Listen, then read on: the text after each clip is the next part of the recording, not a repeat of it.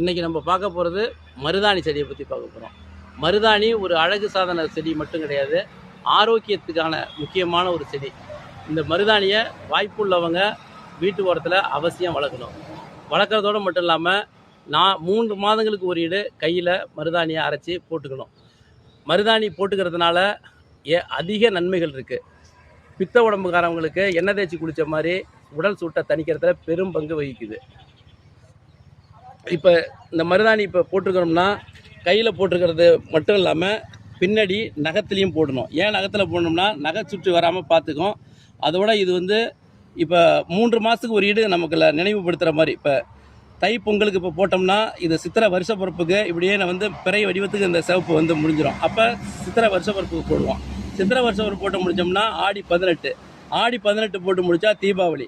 அப்போ 3 மாதத்துக்கு ஒரு தடவை இது ரொட்டீனாக வந்துடும். இது அவசியம் நம்ம போடணும். இது இளைஞர்கள் தான் போடணும்னு எல்லோரும் தவறாக நினைக்கிறாங்க. வயோதிகர்களும் இது போட்டுக்கணும். இது பெரிய அருமருந்து, சூட்டை தணிக்கும். இதை அரைச்சி உள்ளுக்கும் சூட்டை தணிக்கிறதுக்கு ஒரு கொட்டைப்பாக்கு அளவுகளாம் முழுங்கலாம். இது மிக ஆரோக்கியமான மருத்துவ செடி. இதை எல்லாரும் வாய்ப்புள்ளவங்க வீட்டில் வளருங்க. அதே மாதிரி பயன்படுத்துங்க.